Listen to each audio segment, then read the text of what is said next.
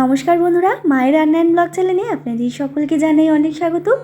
আজ আমি হাজির হয়ে গেছি দারুণ স্বাদের একটি রেসিপি নিয়ে।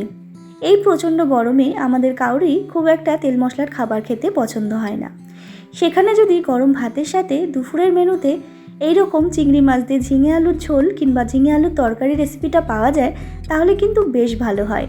এই রেসিপিটা ভাতের সাথে তো ভালো লাগে, রুটির সাথেও কিন্তু অসাধারণ লাগে। অনেকেই এই ঝিঙে আলুর তরকারি অনেক রকমভাবে তৈরি করে থাকেন, তবে কিভাবে এই ঝিঙে আলুর তরকারি রান্না করলে এর স্বাদ হবে অপূর্ব সেটাই দেখে নেওয়া যাক। তো চলুন ঝটপট শুরু করি। তার আগে যারা এখনও চ্যানেলটাকে সাবস্ক্রাইব করেননি তারা অবশ্যই চ্যানেলটাকে সাবস্ক্রাইব করে পাশে থাকা বেল আইকনটা ক্লিক করে রাখবেন। তো প্রথমেই আমি এখানে ঝিঙে নিয়েছি। ঝিঙেটাকে এবার টুকরো করে কেটে নেব। এই রেসিপিটার মধ্যে আমি আলুও ব্যবহার করছি, তাই আলুটাও কেটে নিয়েছি। তো দেখুন বন্ধুরা, ঝিঙেটার খোসা ছাড়িয়ে কিন্তু আমি ঠিক এইরকমভাবে কেটে নিয়েছি। আলুটাকেও কেটে নিয়েছি ডুমডুম করে, আর চিংড়ি মাছটাকেও এরকম ছাড়িয়ে নিয়েছি। এরপরে চিংড়ি মাছটাকে লবণ আর হলুদ মাখিয়ে নেব। এদিকে সরাসরি গ্যাসে একটা ফ্রাই প্যান বসিয়ে দিয়েছি। তার মধ্যে দিয়ে দিলাম কিছু মশলা। দিয়ে দিলাম গোটা ধনে, মৌরি, সাদা তিল, পোস্ত এবং শুকনো লঙ্কা। আর দিয়ে দিলাম সামান্য পরিমাণ লবণ। লবণটা দিয়ে এটা রোস্ট করলে কিন্তু এর ফ্লেভারটা ভালো হয়।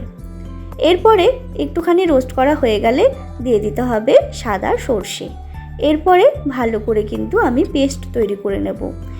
এই মশলাগুলো কিন্তু খুব বেশি রোস্ট করবেন না, যখন মিষ্টি একটা গন্ধ বেরিয়ে যাবে তখনই কিন্তু ভাববেন এটা তৈরি হয়ে গেছে। এরপরে সামান্য জল দিয়ে মিক্সিং জারের মধ্যে আমি পেস্টটা তৈরি করে নিলাম। এরপরে গ্যাসে একটা কড়াই বসিয়ে দিয়েছি। তার মধ্যে দিয়ে দিলাম পরিমাণ মতো সর্ষের তেল। পুরো রেসিপিটা আমি সর্ষের তেলে করব, চাইলে আপনারা রিফাইন্ড অয়েলেও করতে পারেন। তেলটা গরম হয়ে গেলে এখানে দিয়ে দিতে হবে চিংড়ি মাছগুলো। চিংড়ি মাছগুলো আমি আগেই বললাম লবণ আর হলুদ মাখিয়ে নিয়েছি। তো দেখুন বন্ধুরা, চিংড়ি মাছ কিন্তু খুব বেশি ভাজা যাবে না। চিংড়ি মাছ খুব বেশি ভাজলে কিন্তু ভীষণই শক্ত হয়ে যায়। হালকা করে একটুখানি ভেজেই আমি তুলে রাখছি। এরপর ওই তেলের মধ্যেই আমি এখানে ফোড়নে দিয়ে দিলাম গোটা জিরে এবং কালো জিরে।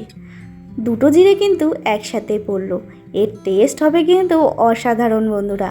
তারপরে একটু ফোড়নটাকে ভেজে নিয়েছি। ফোড়নের যখন একটা মিষ্টি গন্ধ বেরিয়ে আসবে তখন এখানে দিয়ে দিতে হবে একটা শুকনো লঙ্কা, আর দিয়ে দিলাম পরিমাণ মতো লবণ, আর দিয়ে দিলাম একটা বড় সাইজের পেঁয়াজ কুচি।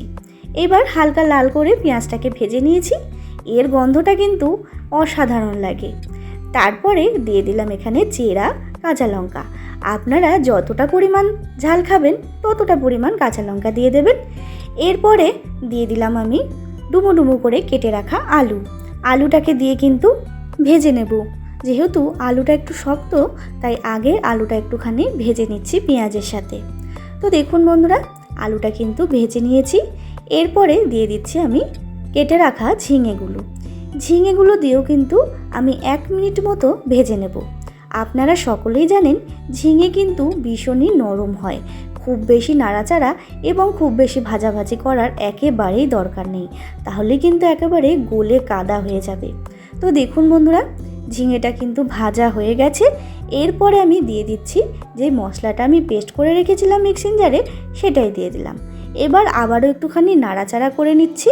একটু নাড়াচাড়া করেই দিয়ে দিতে হবে হলুদ গুঁড়ো, আর দিয়ে দেবো মিক্সিং বাটি ধোয়া জলটাই। এরপর ভালো করে কিন্তু কষিয়ে নিতে হবে। আবার খুব বেশি ভালো করে কষাতে গিয়ে কিন্তু একেবারে ঝিঙেগুলো গলিয়ে ফেলবেন না। এরপরে ঢাকা চাপা দিয়ে 2 মিনিট মতো আমি সেদ্ধ করে নেব। তো দেখুন বন্ধুরা, 2 মিনিট মতো আমি ঢাকা চাপা দিয়ে সেদ্ধ করে নিয়েছি। আর ঝিঙেটা কিন্তু এখনও আস্তই রয়েছে, আর ঝিঙে দিয়ে অনেকটা পরিমাণ জল বেরিয়ে গেছে। এরপরে দিয়ে দিলাম আমি চিংড়ি মাছগুলো দিয়ে আবারও একটুখানি নাড়াচাড়া করে নিচ্ছি। আবারও কিন্তু আমি ঢাকা চাপা দিয়ে একটুখানি সেদ্ধ করে নেব, ওই ধরুন 2 মিনিট মতো। তো দেখুন বন্ধুরা, 2 মিনিট পর আবারও ফিরে আসলাম। এখানে কিন্তু আমার এক্সট্রা করে জল দেওয়ার আর কোনো দরকার পড়েনি। ঝিঙে থেকে কিন্তু অনেকটা পরিমাণে জল বেরিয়ে গেছে আর সমস্ত সবজিও সেদ্ধ হয়ে গেছে। এরপরে দিয়ে দিলাম সামান্য পরিমাণ চিনি। চিনিটা দিতে হবে কারণ ঝিঙেটা একটু জলসা লাগে তার জন্য। আর আমার কিন্তু একেবারে রেডি হয়ে গেছে এই চিংড়ি মাছ দিয়ে ঝিঙে আলুর ঝোল কিংবা ঝিঙে আলুর তরকারি। এরপর গরম গরম ভাতের সাথে কিন্তু এটা সার্ভ করতে পারেন, আবার রুটির সাথেও সার্ভ করতে পারেন। এর টেস্টটা কিন্তু অপূর্ব হয়েছিল বন্ধুরা।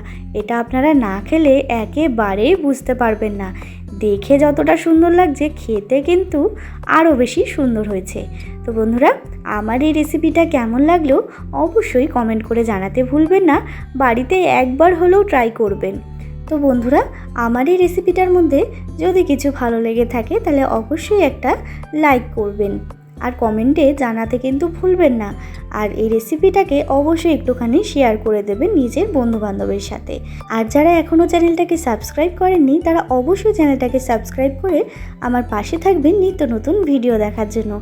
আবারও হাজির হয়ে যাব নতুন কোনো রেসিপির সাথে। ততক্ষণের জন্য ভালো থাকবেন। ধন্যবাদ।